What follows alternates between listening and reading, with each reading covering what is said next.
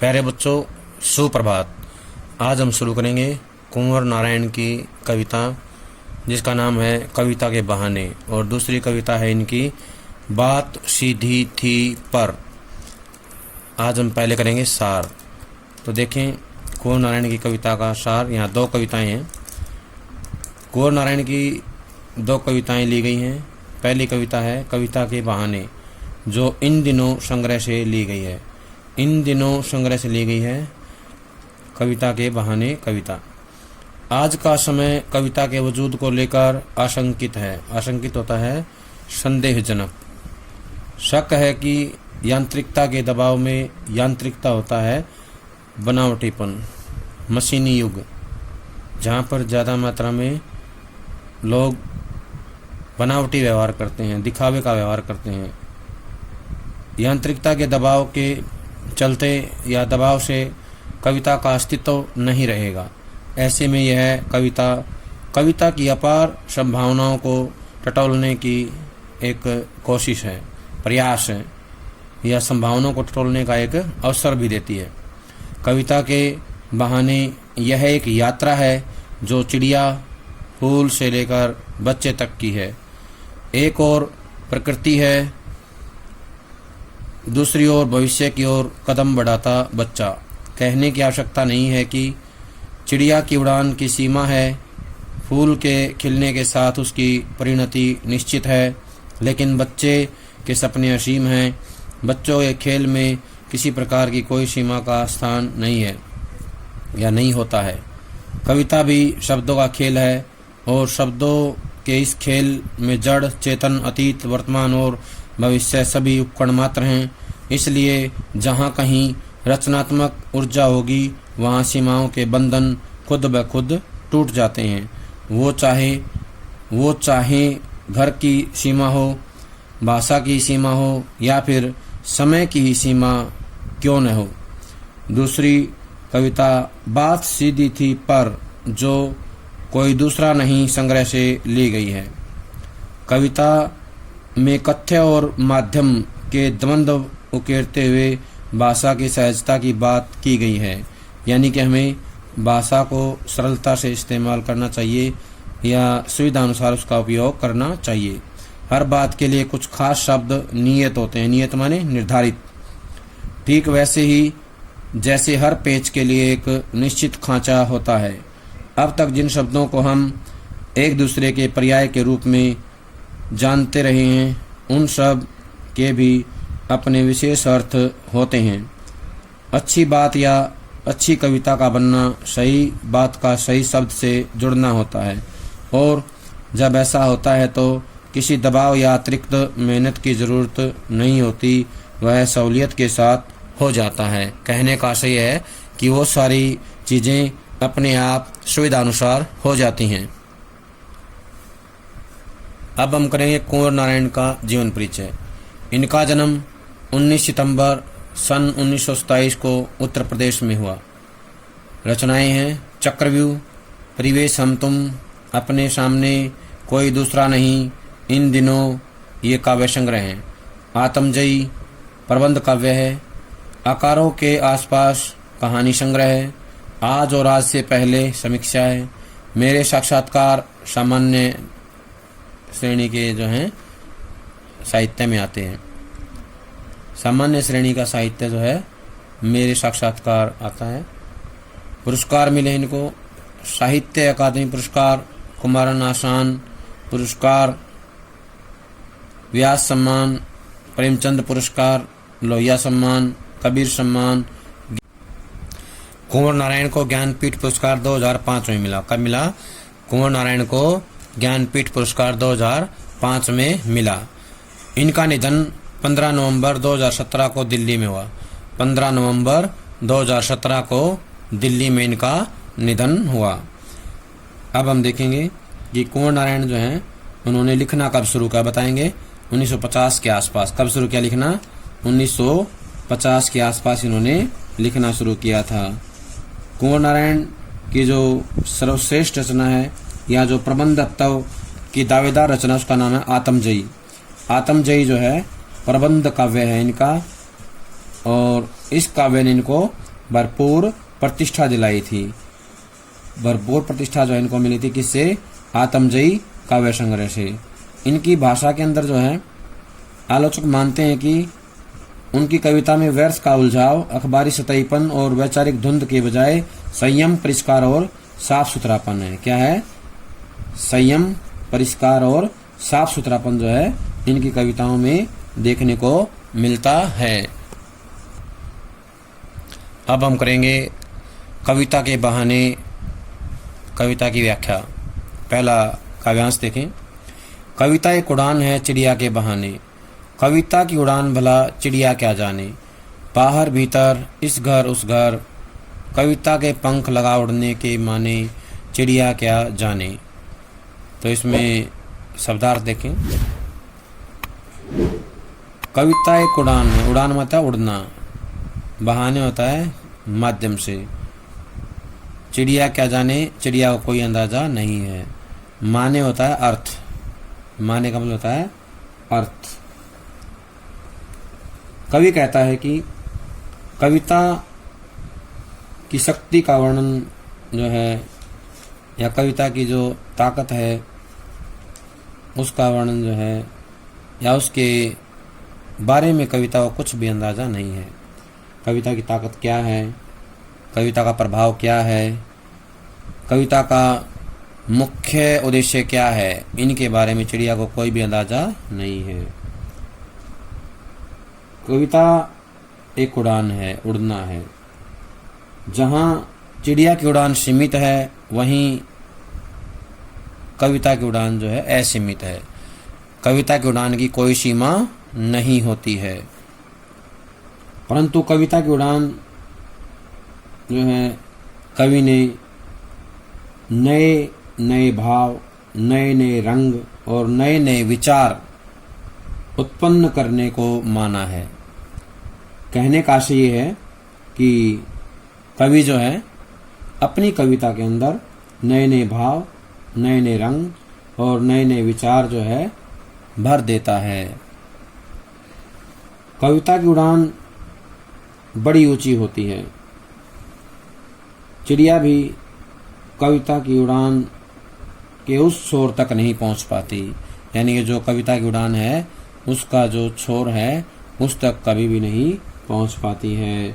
चिड़िया की उड़ान जो है असीमित नहीं होती है, क्योंकि चिड़िया की उड़ान की एक सीमा होती है, निर्धारित सीमा होती है, उससे बाहर वो नहीं जा सकती। लेकिन कविता की उड़ान की कोई सीमा नहीं होती है। कविता के भाव असीम होते हैं, सीमा रहित होते हैं।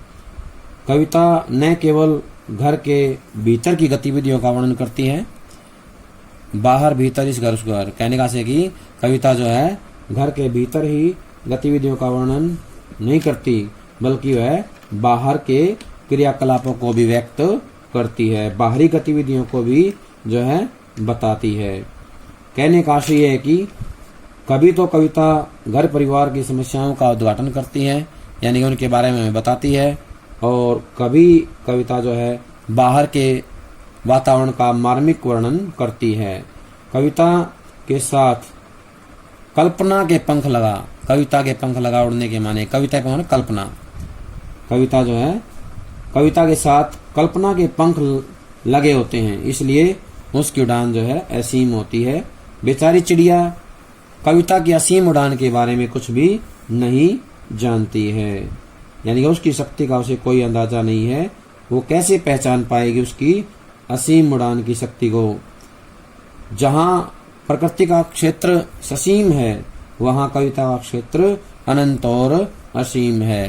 कहने का आशय है कि जो कविता की उड़ान है उसके बारे में चिड़िया को जरा सा भी अंदाजा नहीं है। कविता की उड़ान जो है असीमित होती है और उसके बारे में चिड़िया को किसी प्रकार की कोई भी जो है अनुभूति नहीं होती है।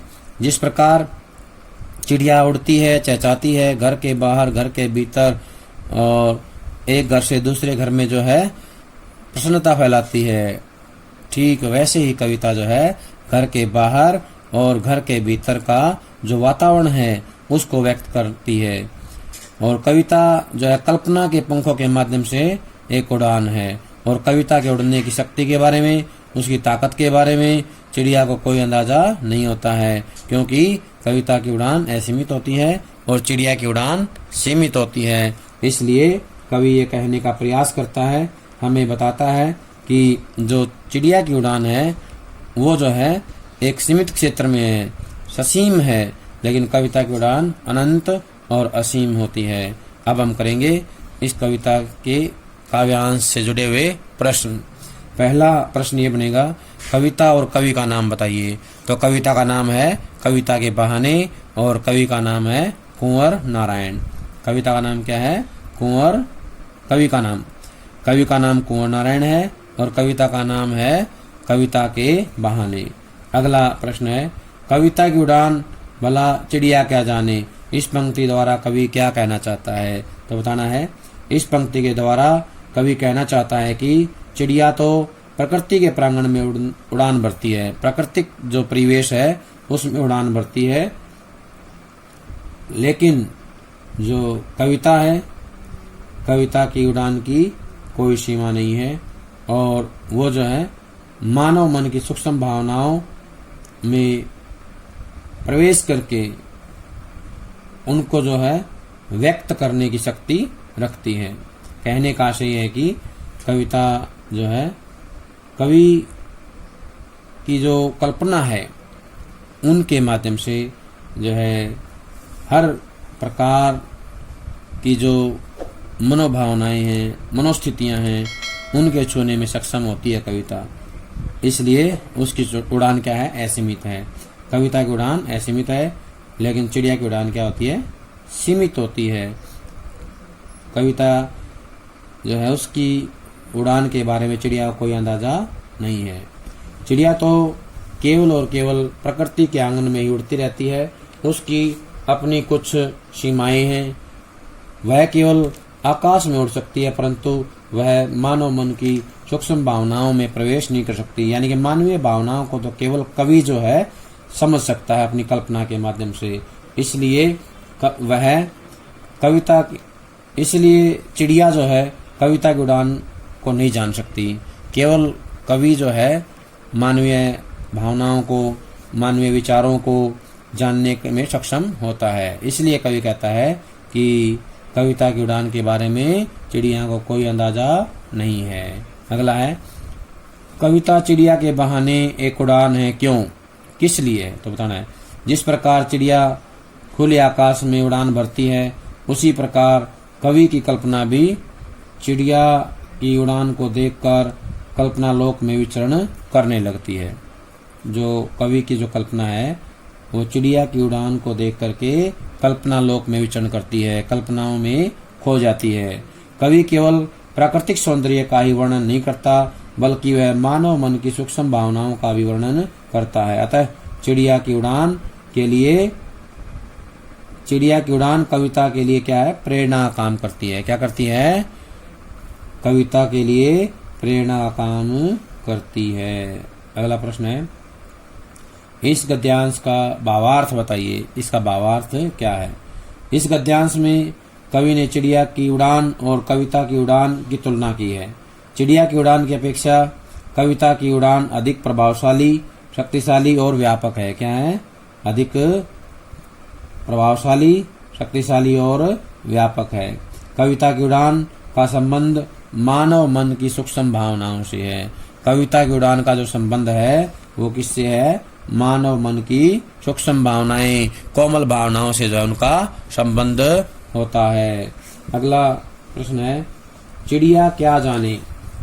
चिड़िया क्या जाने का भाव जो है क्या है, या इसमें क्या व्यंग्य स्पष्ट किया है? तो इसमें बताएंगे, कवि का कथन है कि जो उड़ान कविता भर सकती है तथा जिस स्थान पर वह जा सकती है उस स्थान पर चिड़िया नहीं जा सकती, कभी भी नहीं जा सकती। अतः कविता की उड़ान को चिड़िया नहीं जान सकती। कविता की उड़ान को चिड़िया नहीं जान सकती। कविता के पंख लगाकर कहाँ उड़ सकती है? कविता के पंख लगाकर कविता पंख लगाकर कहाँ उड़ सकती है? तो बताना है, कविता पंख लगाकर आंतरिक मन, बाह्य समाज, परिदृश्य तथा इस घर से उस घर तक उड़ सकती है। कहने का आशय है कि कविता पंख लगा करके मानव मन को छू सकती है, बाहरी समाज को छू सकती है, परिदृश्य तथा इस घर से उस घर तक उड़ सकती है। अगला प्रश्न है, कविता एक उड़ान है, में निहित भाव बताइए, इसका भाव क्या है, बताना है। तो इसका उत्तर आएगा, इस पंक्ति का भाव ये है कि कविता एक उड़ान की तरह है, उड़ना है। वह समकालीन समाज का यथार्थ चित्रण करती है, समकालीन समाज का पूरा वर्णन करने के लिए अपनी उड़ान भरती है। क्या करती है? समाज का यथार्थ चित्रण करने के लिए अपनी उड़ान भरती है।